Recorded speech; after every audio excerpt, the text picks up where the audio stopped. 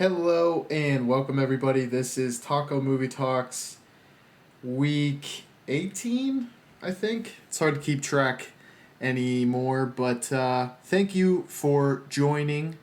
I am joined here with a very special guest. It is Ethan, aka Film Junkie. You can check out his reviews both on Letterboxd, and I saw that you had recently uploaded a new video to your channel, so I think you guys should check it out. It was really neat. It was kind of like an IMDb um, game where there's two movies. You try to guess whether the new movie is higher or lower than the other one, and you did pretty freaking good. So I would definitely check that out, y'all. Um, It was I a very dumb video. Uh, it was definitely impressive, to say the least. yeah, just a quick video just to get something on my channel. I was sick and tired of having just those two videos on my channel, so just something stupid to fill the void, I guess. I've got other stuff planned, but that one video is just something to get on there. Mhm. Well, I think it definitely showcases how much you know about movies because I heard of most of them, but I think I've only seen like half, and there was so many that were like razor thin as far as IMDb rating that I was like thoroughly impressed you made it as far as you did because there was some that was like literally point 0.1, some were exactly the same. Um, is it always like that? Is every time do they choose ones that are for the most part pretty close?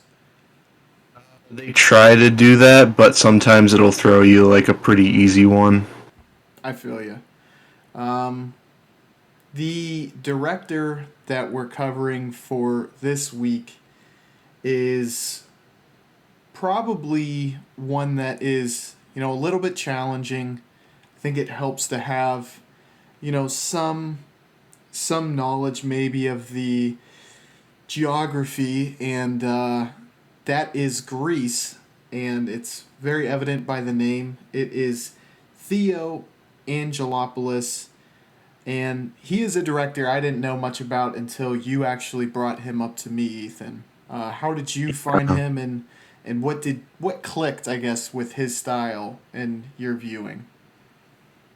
Yeah, so Theo Angelopoulos, for he was I've like seen him over on like the Letterbox community and the Filmstagram community that he was just like one of the best filmmakers out there, and you can never find his work on like any streaming, and nobody was talking about it on YouTube, and so I was just kind of raising my hands up in the air, like why? So finally got a chance to watch his sort of his magnum opus Eternity in a Day, and I was blown away. But like nobody on YouTube was talking about it, so I really wanted to talk about it. Yeah, I think it's you're right. It's he is super highly rated on Letterbox, which is Yeah. what makes it really surprising that, like you said, not talked about a whole lot.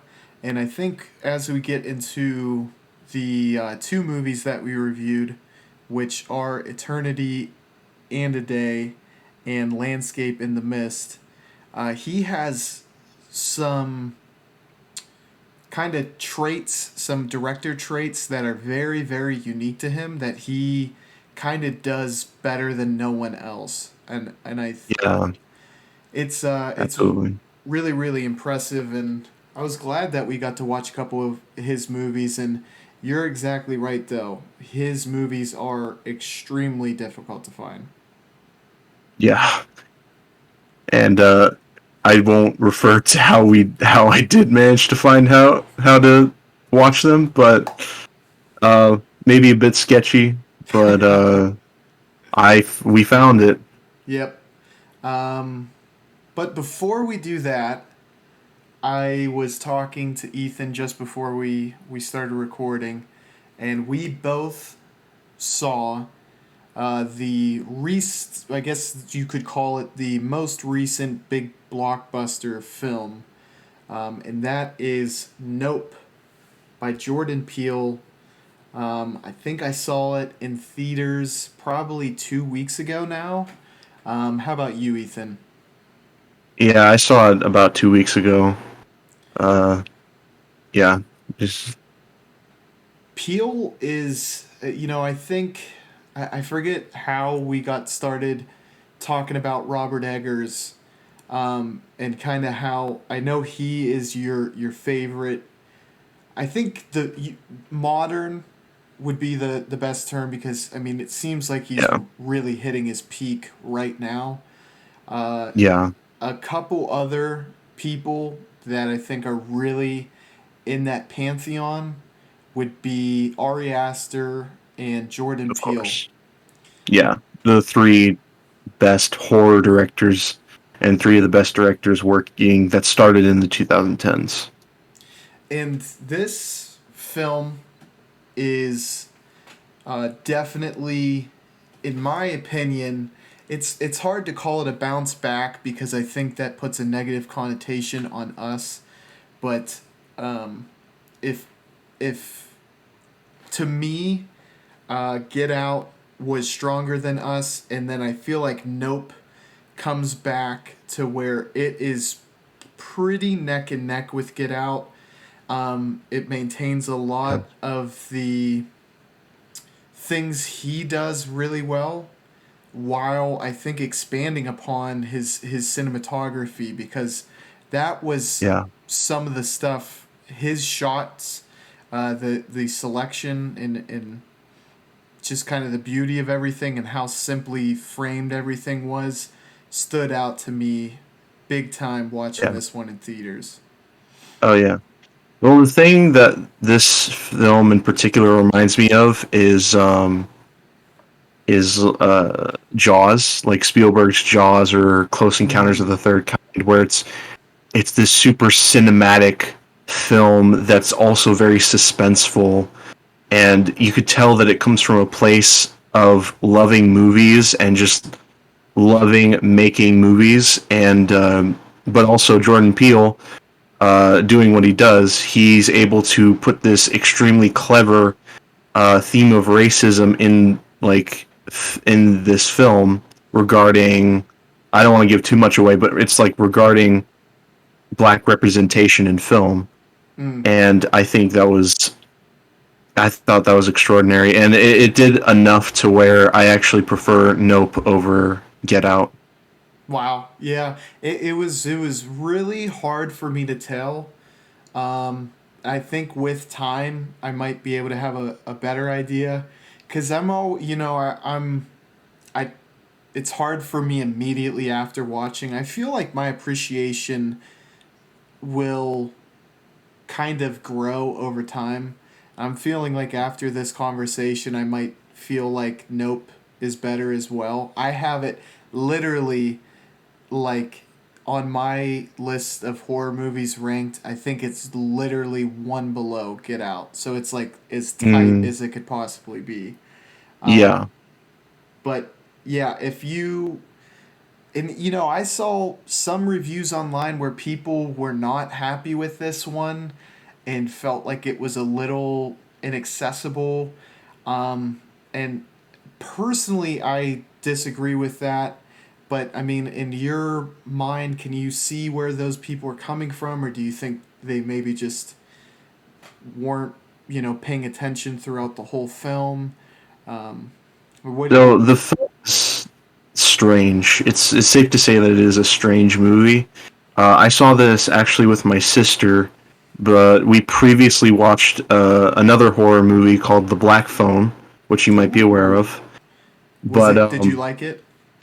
it was good. It was decent, but it wasn't like anything mind blowing. And she actually preferred The Black Phone to Nope, saying that Nope was very weird. And um, to me, I love those like weird movies. So I came out of it absolutely loving it. But I could see the perspective of people saying it's weird, therefore they don't like it very much. Yeah, and it it it wasn't cookie cutter by any means. No. And another criticism that I actually thought was like the coolest little like subplot that it's not a subplot because it adds to the overall plot, but I'm trying. What is the monkey's name? Was it Gordon the monkey? Yeah, Gordy Gordy. or There it something. is. Yeah, people were it was like real hot or cold on that. Some people either absolutely loved Gordy the monkey being in that, and some people were like, "What the hell? Why was there this monkey thing?" I thought it added like a really nice nuance to kind of the overall story, like one of the themes that they're really going for. I loved it, and it kept you like in suspense. You're like, what is going on with this monkey? How does it play into the plot? Yeah.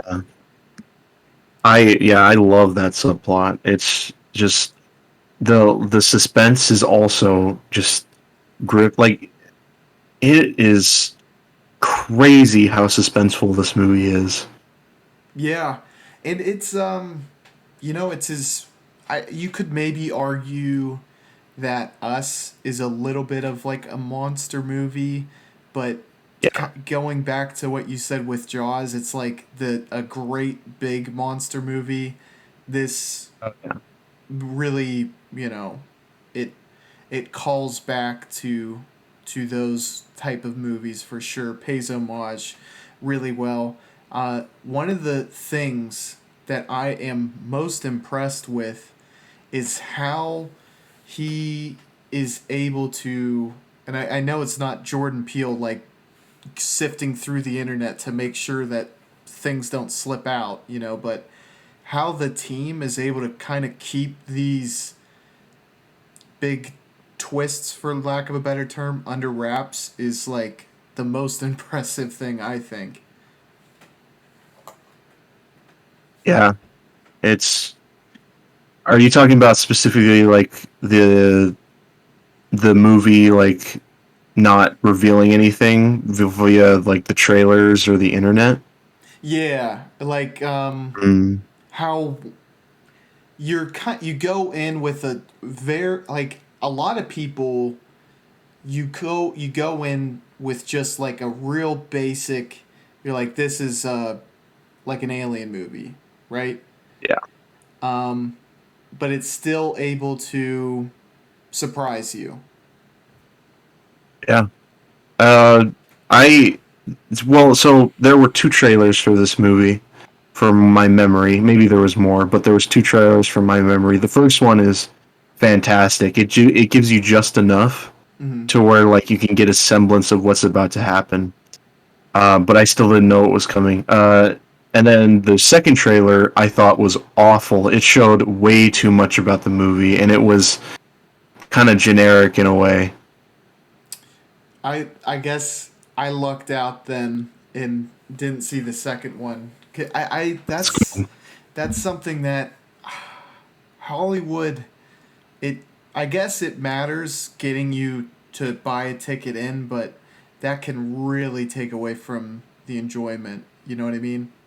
Yeah, But I guess like one of the big themes, and I think we can go into it without kind of I don't know if it would be spoiling too much, right? But it's the one of the themes loosely is about the original motion picture, for lack of a better word. It was a short film of a black man riding a horse, yeah, which ties into the family lineage of our main characters, and it kind of takes that thread about how we try to kind of capture on film the like animals and how that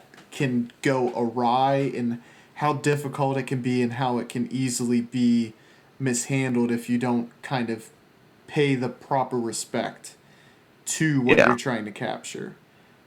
Yeah, definitely. It's about people hungry to capture the impossible Mm. and them paying the price for it. Which I thought was masterfully done by this one. Definitely recommend it. I think it's still in theaters, so if you haven't seen it yet, let this be the recommendation that tells you to go see it. I gave it 4 out of 5 stars. How about you, Ethan? I gave it 5 out of 5. It's my favorite movie of the year so far. Damn! Wow. Um, Yeah. yeah, there are some scenes in it that I think are just as iconic as ones that you see in Get Out and even Us. And Yeah. It very strikes me as interesting that Jordan Peele, his 3 movies that he's made so far are so completely different from one another. Like Get Out was horror and like twinges of racism like sprinkled all throughout the movie, mm-hmm, and it's a lot more hit. It's the most hit on the head like movie about racism that he's done. mm-hmm. But then you go to Us, which is a more purely modern horror film, and with less of that racism thrown in, but still that is there. And then you have Nope, which is this big, grand movie that's more along the lines of Jaws and those B movies, but very grand in scale. Yeah, and to kind of be able to show his versatility in doing so, and he didn't lose the key characteristic that I think makes him kind of a genius filmmaker, and that's to look at certain things in society through a different lens and kind of present them in a way that we're not used to that makes it resonate all the more. Yeah, absolutely. So moving on from that, figured we could talk about Landscape in the Mist first. This is 1988. It precedes Eternity in a Day by 10 years. And this is a film about a brother and a sister who were led to believe that their father lives in Germany. So they try to make this grand journey from Greece to Germany to find their father. Um, what were your initial thoughts on this one, Ethan, and some of your big takeaways from, I guess, Angelopoulos as a whole? He's definitely a filmmaker who loves to linger on a shot. Mm-hmm. There, and like it's never for nothing. It's always for a certain reason that there's like a shot that could last maybe 5 minutes, but there is something that's going on maybe in the foreground or the background. And I definitely got it with this movie that he has a way of doing that in like all of his movies. And obviously this precedes Eternity in a Day by 10 years, and I still recognize those interesting storytelling elements. That was something I noticed as well that I really liked because there would be something going on, you know, right in front of you, and it would kind of transition to stuff then coming in behind, and then it's like almost a whole new scene was being unveiled to us without cutting, Yeah. and like you just don't really see that anymore, and No, not really. to have these long, one takes where the choreography of everything is just hitting, the timing is perfect. Very impressive because I can imagine that would be hard to pull off as a director. There's probably Yeah. snafus like that happen quite commonly. Yeah, it what it does for me at least is it gives you enough time to focus on what is happening in that frame and then come to your own decision on what it means in context of the story. Mm. And there's also something that he's able to do that you see. I'm not sure. I'm not sure, and I would like to throw this at you to see if you could think of examples. But he pulls off it like things that feel super rooted within reality, and then like effortlessly flows into this type of surrealism where it's almost dreamlike. And his ability to pull both off so well is really impressive. And I'm trying to think, like I maybe Tarkovsky, but I mean you could make arguments Yeah. one way, but I mean, do you see that quite frequently? Is there anyone else who you would compare it in that manner? Well, Tarkovsky is a great example. Like in Stalker, where he's able to transition from like this very dirty, grimy place to this very mystical, magical world. Uh, but I really, I really don't know who else you could compare it to. I think. Because on the other hand, Tarkovsky is very different in that regard because he uses a lot more of like um, it's transitioning from one world to another, uh, and you definitely know where Angelopoulos, it's a lot more subtle and nuanced the way he does it Mm-hmm. because the more fantastical elements aren't exactly fantastical. They're still rooted in reality, but they're in the confines of almost your dreaming, but very subtly. Like it feels, you know, it's a dream, but at the same time, you don't know it's a dream. That's it. That's the best way to put it. Which, in a way, is kind of the most dreamlike you could do because, like, as you dream from your perspective, it's really not until you're out of it that you can say like, "Oh, that was really weird," you know. Yeah,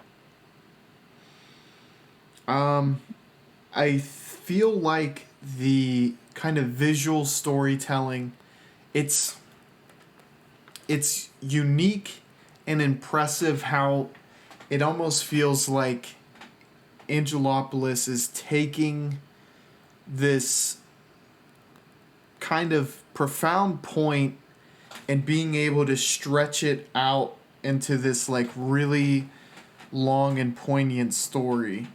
Um, yeah, and even the way that the titles really play into it, where our yeah, two characters seem to be kind of almost chasing a dream, for lack of a better term, and that is symbolized time and time again visually through the story, and which I yeah, loved. yeah. Should we talk about the story? Yeah, absolutely. Um, so they're on their way from Greece to Germany. Um, they, I guess, day after day went to a railroad station and eventually jumped on, but and it becomes a frequent uh, kind of roadblock for them in that they are getting kicked off for not having a ticket. And they end up running into a huge character who is the actor who kind of has a whole troupe surrounding him. And then he eventually is able to make sure that they do get on the train to arrive there with a ticket. Would you say that's a Yeah, decent summary? yeah. Um, That is a decent summary. I was just making sure. one of the most striking scenes in this movie would be the sexual assault of the Oh older yeah. sister. I was not Yes. expecting that, and it takes this movie, which without it would, it still is a coming of age story, but it's in a way there's some hopeful elements, but it's also Yeah. quite bleak at the same time. Yeah, I was gonna say this movie is a lot more bleak than Eternity in a Day, and it doesn't really get hopeful until like the final scene. But one thing that interested me in that scene, and I absolutely agree with you, that's the part that stuck with me the most, was there was a moment of that shot where two people pull over. One gets out and like for a moment he like says something to the driver, and then he immediately gets back in his car and both of them pull back into the road. Yeah, like, and I want to ask, what was that intentionally trying to play with the emotions, or do you think that was more commentary on what Angelopoulos was aiming for there? Fills the for me it fills the major theme for me for this movie, which is finding a like losing direction and losing a goal that you have in mind. Mm. No, I think that that And does tie really well into the overall story. yeah, and um it also like tells you that like nobody is paying attention to these kids and nobody is really minding what is happening to these kids. Obviously the girl is being sexually assaulted in the back, and when she gets out of the back of the truck she's bleeding. Mm-hmm. Yeah, and that, like, the kind of loss of innocence, the corruption of, I guess, a childhood, is something that he touches on in both films that we're covering, and Yeah. I wonder if he feels like that's, a commentary on the direction of his country, or what you think he was going for. Do you think he's trying to say something about how the next generation is being set up for failure, for lack of a better term? That could be it. That's definitely an answer. That's definitely a good point. Maybe the corruption of the world of the modern world is the way I see it as well. But you could really go, and that's what's beautiful about both of these movies is that you it really gives you enough to where you can get many things from it. I agree. Um, and another scene that's super impressive and really stuck out was the scene where, I'm not sure if it was the sea, or I think it was the sea, and they pull that giant hand out that, looks like it was either just an individual sculpture of a hand, or perhaps it was a bigger part of a really large sculpture. But not only Yeah. was the scene in and of itself, like, really breathtaking, but I feel like there was a lot being said visually through it as well. Yeah, that also struck me as another way of talking about losing direction, Mm. because if you can see one of the hand's fingers is missing, which is Mm. the index finger, which you use your index finger to point, Exactly. and you can't point anymore, so you can't point to a direction. Yeah, and to, tie that in, because I don't know if I mentioned this, but uh, the children, they were on their way to Germany to find a father who the uncle had said isn't really there, and that their mother just made it up as kind of like a to keep a false hope, for, lack of a better term, that there Yeah, was someone out there who actually cared about them. But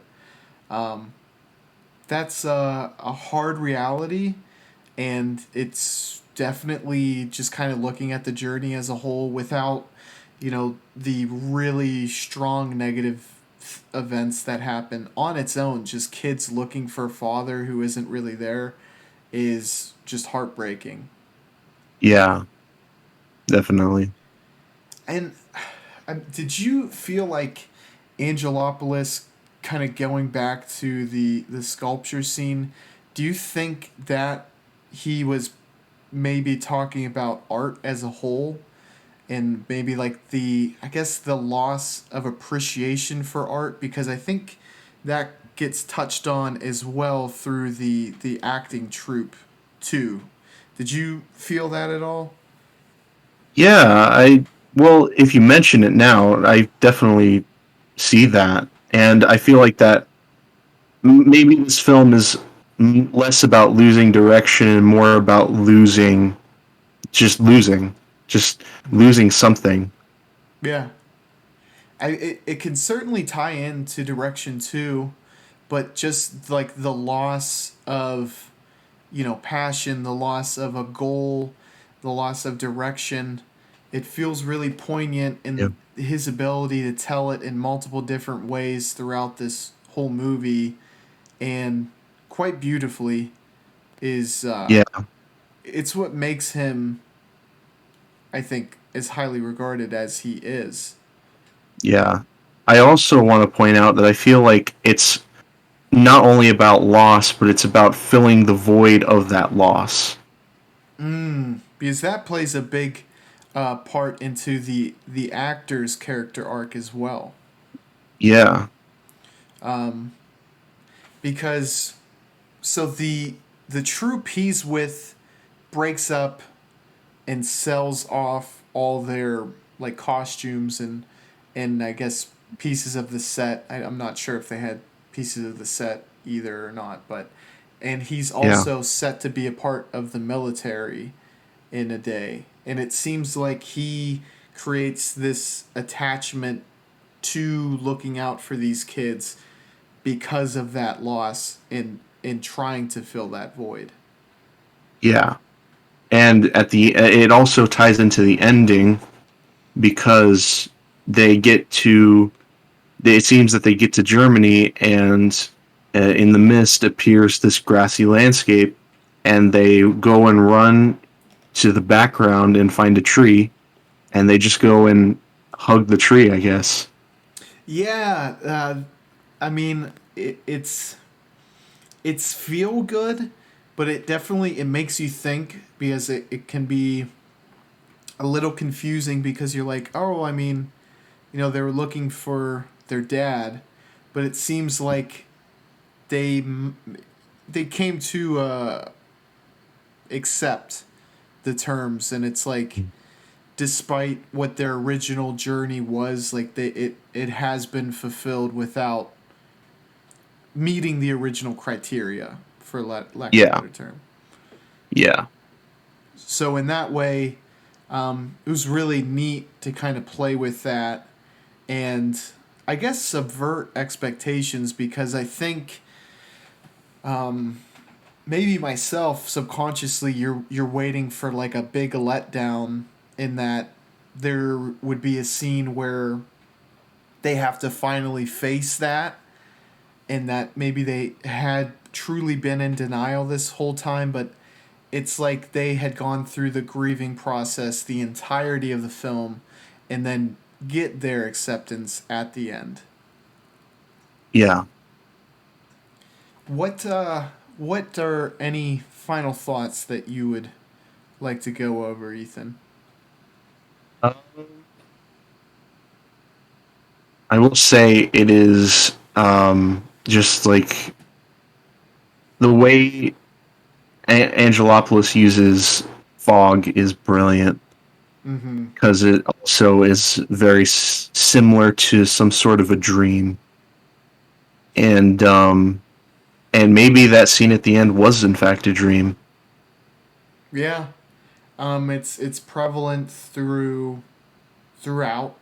I like there's multiple times where they're walking and the entire backdrop is just mist filled. Um, and I'm sure that was probably. I don't know how the weather is in Greece, but that was probably difficult to schedule around. But he captured it perfectly, I will say. Yeah. With the, as far as an inspirational take, is obviously you make short films. Do you Mm. ever consider his, I guess his style of kind of, would you call it a transition, the way that, like there was a scene, the children are mourning a dead horse and then a wedding happens, like as they're mourning. Yeah. Is that maybe the correct term for that? Morning, I guess it would. Yeah. Or I mean, like, would you call that a transition? Because it doesn't cut, but it kind of takes the scene from one meaning to another, or adds a wrinkle to it, I guess. Mhm.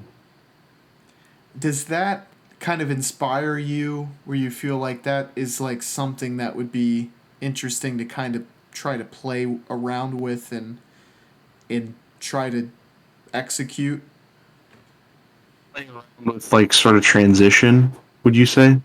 Yeah, I'm like, cause it's really neat, and it like it keeps you on your toes as a viewer, where one thing is happening and then it turns into a completely different thing, without cutting, and it just kind of it almost happens organically.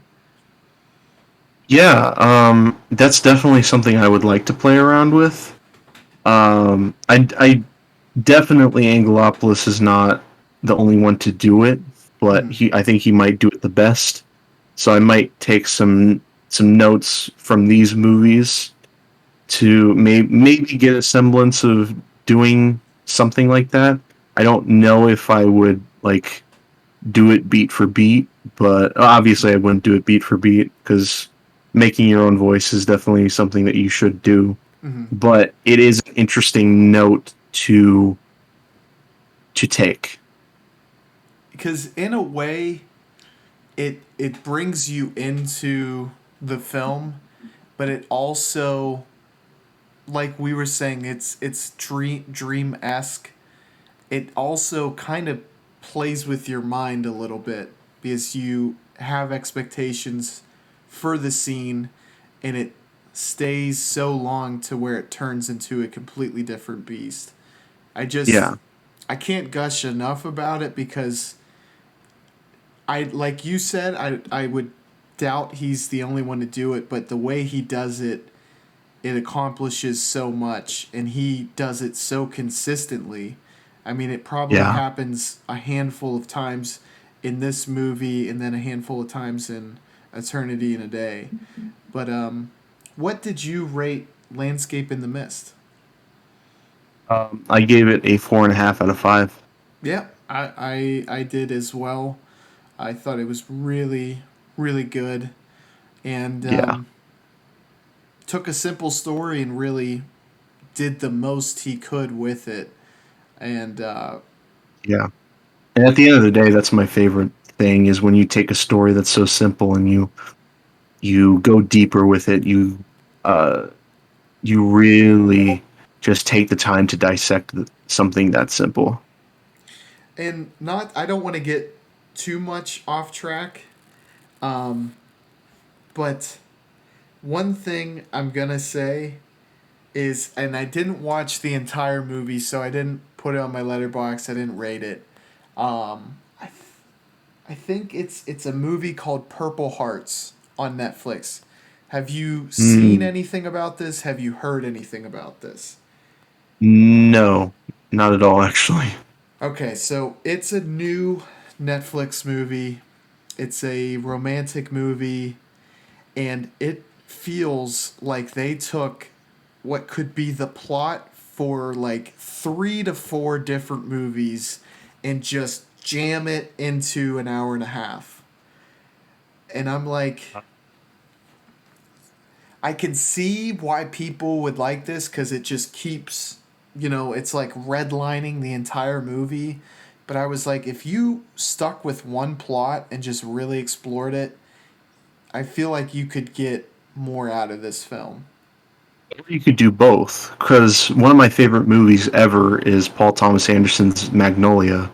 Okay. And what I love about that movie so much is the fact that it takes a simple idea about nihilism and sort of like the the blasphemy of modern people, and takes all of these characters going through their own things, and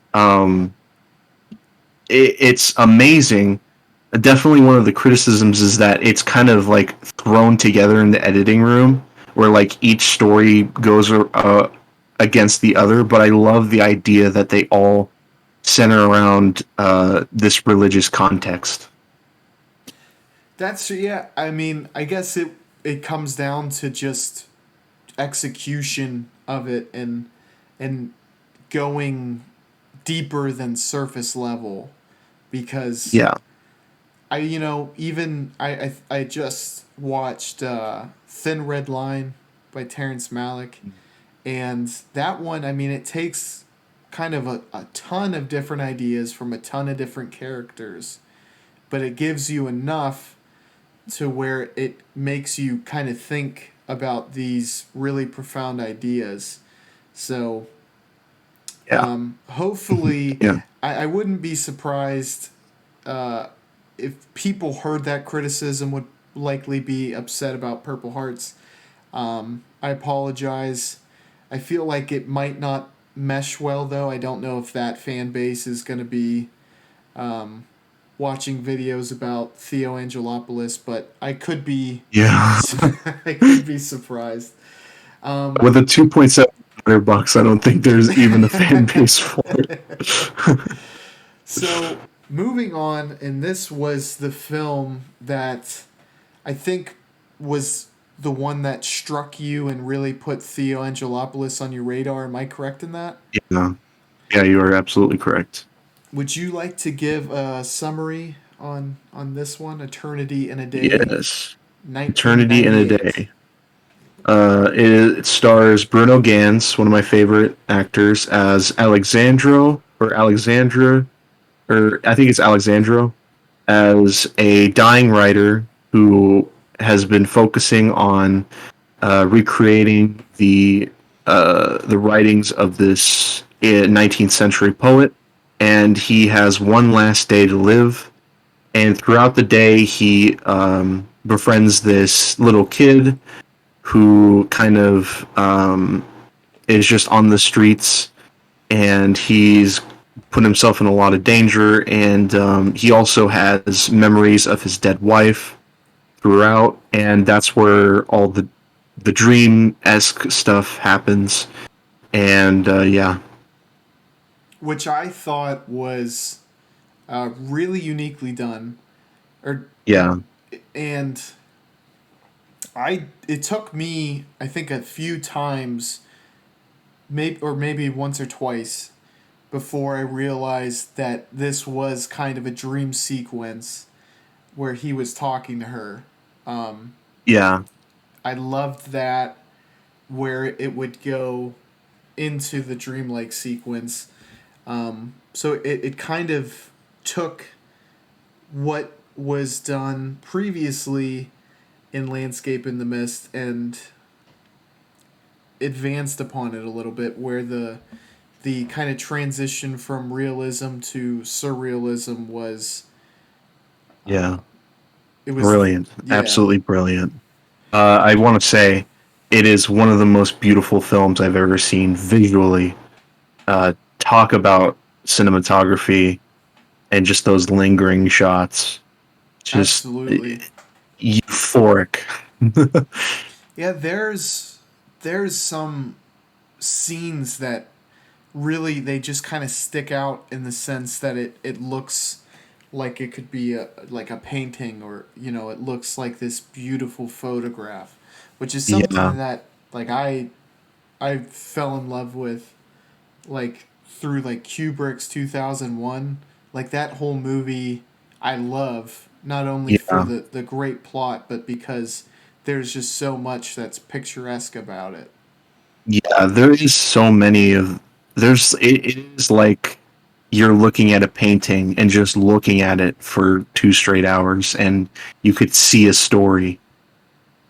One that sticks in my mind the most was, and one of the reasons I'll go into, but the main character is taking the child, I think, back to his homeland, which is Romania, if I'm not Yeah. mistaken. I, it might have been I bel no, it was Algeria.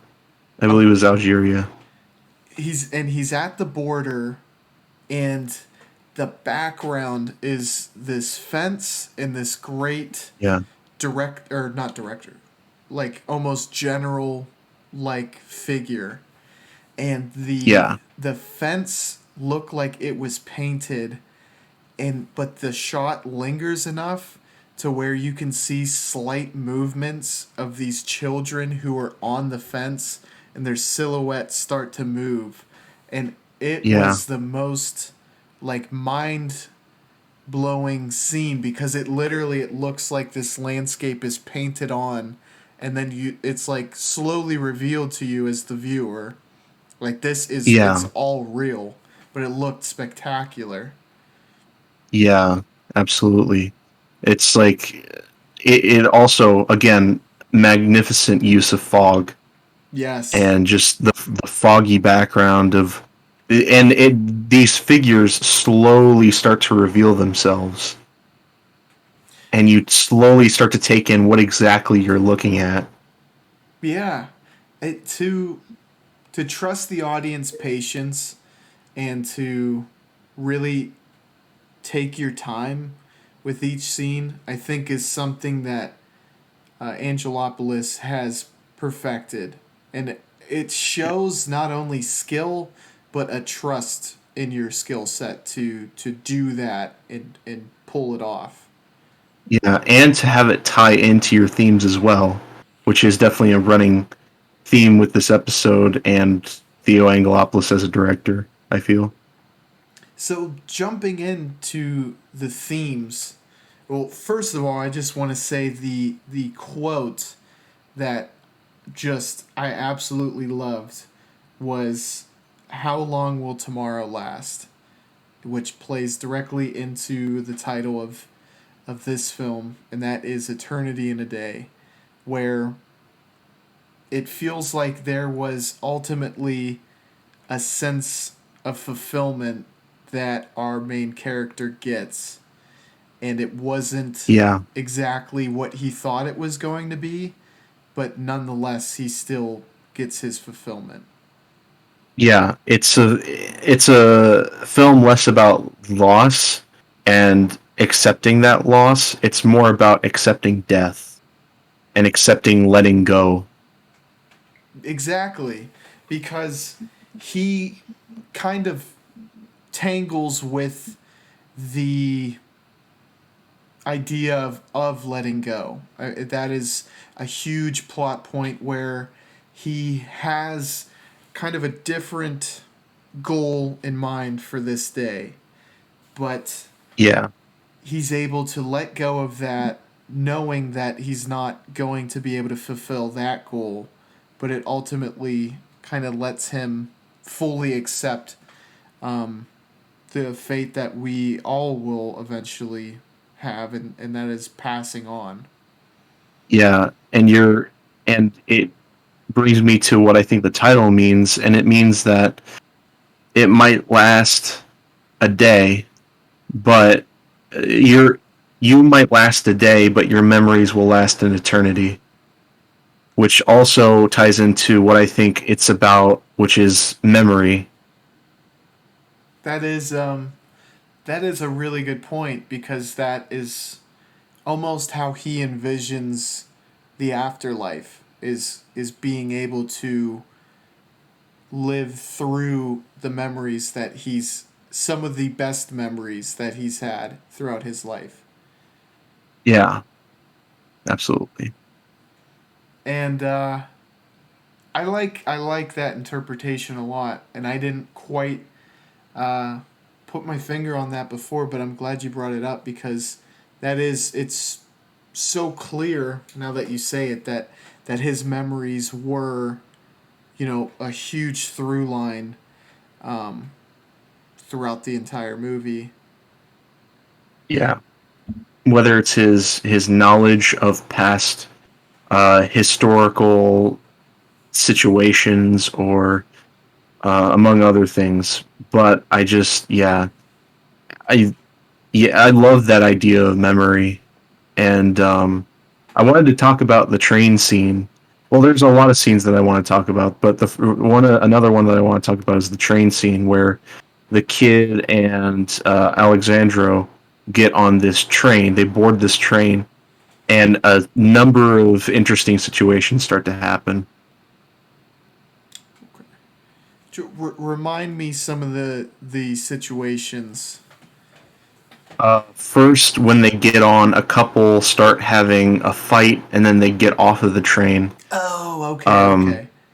then what gets on the train is a band, and like they're a orchestral band, and they start to play a song, which also I feel ties into him and his memory of music and how that ties into his memories. That was a really cool scene. The way they stuck, like, basically with them the entire time. And again, it's almost a trademark of his where things just kind of happen around them and we're just almost spectators to what's being unveiled. Now becoming a spectator to memory. Yeah, and I believe you had said on our last recording that this is a little bit reminiscent of Tarkovsky's Mirror. Am I correct in that? Ski Stalker. Okay, okay. I No, wait. Oh, no, no, no. Not Stalker. You cut out for a second. I apologize. No, oh Mirror. yeah, Mirror, Mirror. Mirror. Yeah, Mirror. It's definitely reminiscent of Mirror because it's also about memory. Exactly, and the the way we relive our past, how we take that with us, and how it becomes so important near the end of our lives. Yeah. And I would say, at least for my perspective, and if I rewatched Mirror, my perspective could change, but I thought I liked this version of kind of going about that more. How about you? Sorry. What was your question? I was just saying I think I prefer this over Tarkovsky's Mirror. Okay. Sorry about that. No, no problem. Yeah. No. I would say Mirror is more literal about memories, whereas Angelopoulos is a lot more subtle with this film. But I think that yields some more interesting results visually and like storytelling wise. I agree.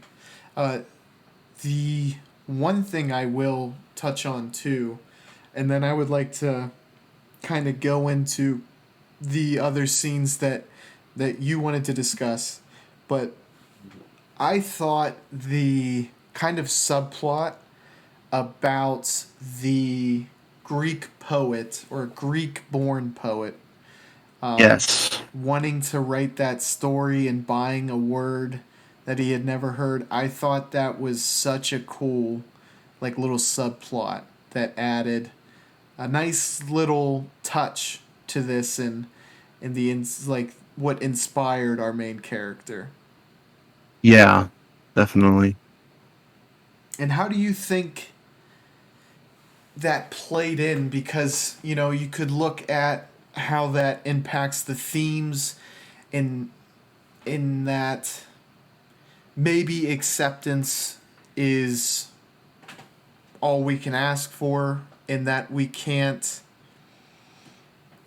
to look for something that's like a life defining moment may never happen Yeah. for most of us, but Yeah. to look at your life as a whole and say the things I've done are beautiful in this specific way and that I created these memories is enough, I think really plays into what this movie is going for. Yeah, definitely. Because obviously it is he. There are scenes where he sort of visualizes the poet. He sits down and tells his stories and his tales, and obviously that is a major part of Alexandra's character because he was literally spending his entire life trying to recreate those stories and poems.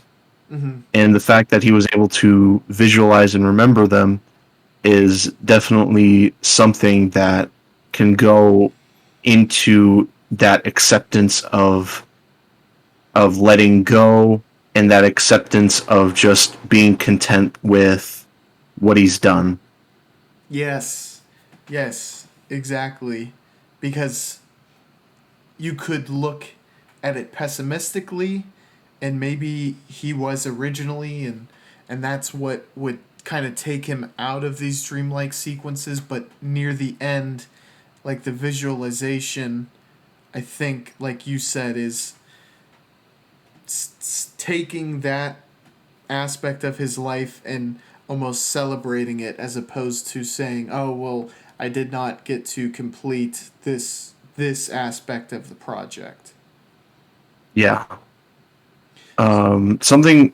Oh, was there anything else you wanted to add to that particular part? No, no, Um,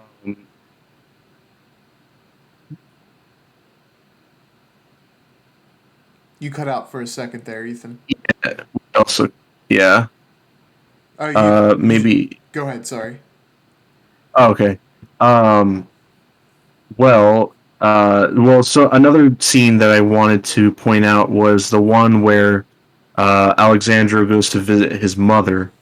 It's a very darkly lit room, and he takes a seat next to his mom, and he sort of just kind of breaks down in front of her. And did you feel like that was him trying to cope with his fate, or how did you interpret it, and what did you like so much about it? He I forgot what he asked. He said a specific question that really struck me as interesting, and shoot, I forget. But I thought that was interesting because his mom is apparently still alive, and very similarly to the beach scenes, we get to see his mom when he was younger and how she was more of a domineering force.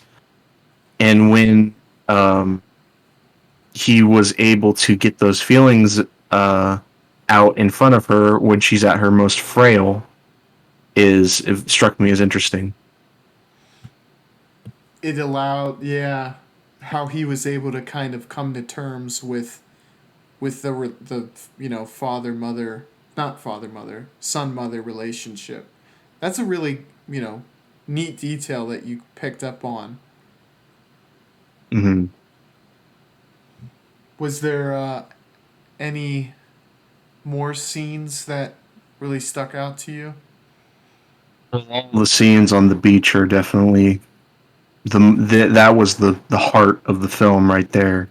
Are those beach scenes, Yeah, and totally. it's kind of pointing out how the the most important memories are the ones that you share with the people you've been around with the most, and definitely it's sharing with us the memories that pretty much stick out to him the most. And I thought that was very interesting.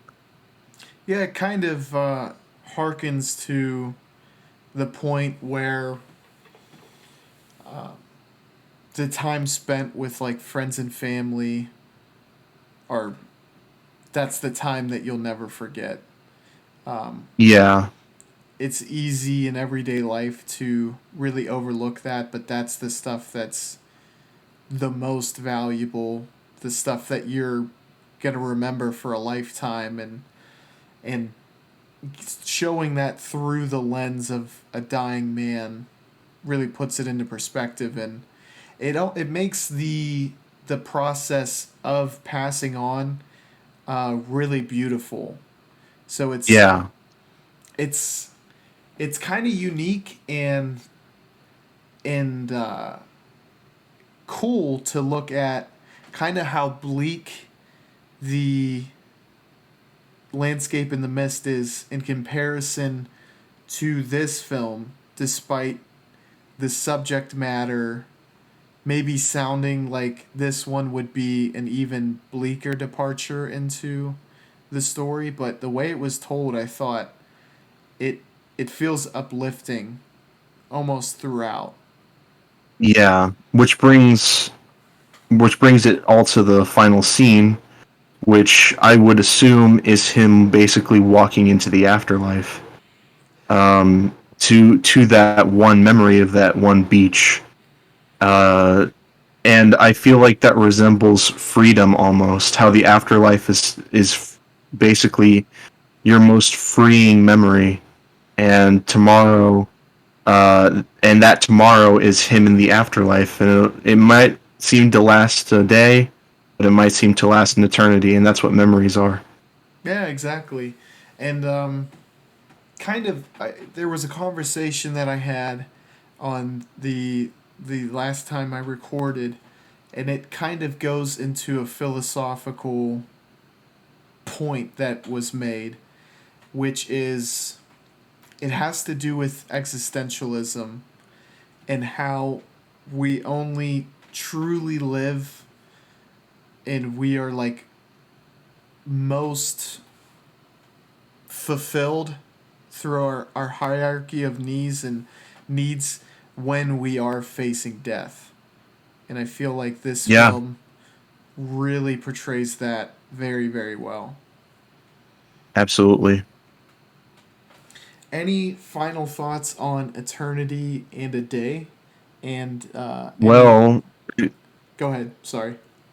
no, it's okay. Well, I feel like with that beach scene being the most prominent in the heart of the film, and you put all those elements together, I think it creates just a hypnotic experience, and one that struck me it struck me very hard emotionally, because we're all going to die someday, and these memories are going to be what we have when we pass on, Mm. and it's something that we all have to live with, and just the way it's executed is nothing short of genius, and I feel like um, which is why I wanted to talk about it, because it just struck me in a way that I've never been struck by a film before. Yeah, and it feels so relevant for like pretty much everyone can relate to it in one way or another, and it makes you think about something that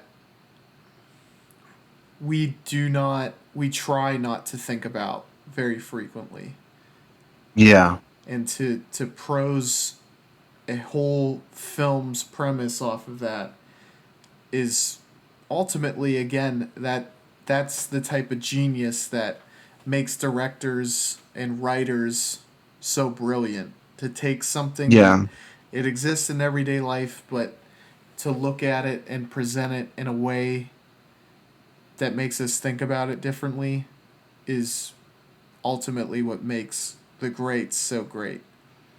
Yeah, and Angelopoulos, I feel, is joining that in my mind as one of the greats. Absolutely. Um, what did you rate Eternity in a Day? I rated it 5 out of 5. It's absolutely a masterpiece. Yes. I gave it 4.5 stars. Um, I prefer Eternity in a Day to Landscape in the Mist. And I thought it was really beautifully done, really poignant, and again, takes something that seems so simple on the face of it and injects these really deep and profound themes to make it something more grand than you would really imagine with a story like this. Yeah, absolutely. So, Ethan, moving forward, I know a director that you really like. I have seen a movie of his recently, and I wanted to propose an episode idea for you that hopefully the people watching can get excited about if they make it to the end of the video. And that would be a David Lynch episode. That sounds exciting to me. So the one that I watched was Inland Empire, and feel free to recommend any other David Lynch movie for us to discuss.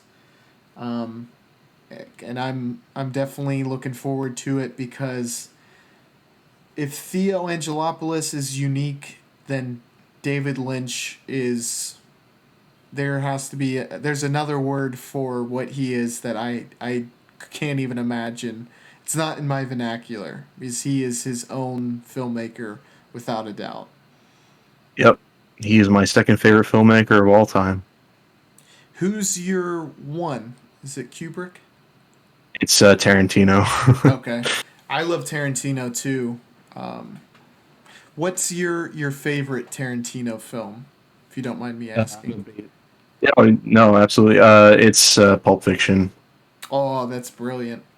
Yeah, I feel like that film not only opened the doors for a lot of other filmmakers, but it honestly it feels like a magnum opus in what it's able to accomplish. I love that Absolutely. film. Yeah. So David Lynch is next in the rotation, and I think it's going to be a mind blowing, crazy, unique film to watch for certain. Um, just as a little appetizer for the fans, what was your kind of initial takeaways after you watched Inland Empire for the first time? So I definitely wanted to watch it for a while because it was one of the most interesting premises for a movie. For a guy who's known for being extraordinarily weird, he this might be him at his most bizarre because it is so incredibly like bleak in its imagery, and it's just 3 hours of weirdness. I I But what's incredible about it is that I don't want to get too into it, but Lynch, it was basically Lynch experimenting with his new digital camera that he was using at the time. At a time where digital cameras were kind of a new way to make movies, and he was basically experimenting with it and creating all these strange visual experiences. And that's what became Inland Empire. Is all he knows how to string those together really well. Yeah, Inland Empire was one of the films that just absolutely threw me for a loop. someone had said it's even more. Um, it's harder to interpret than even Eraserhead, and I was like, I took it with a grain of salt, and then I watched Inland Empire, and I was like, that was definitely correct. It was.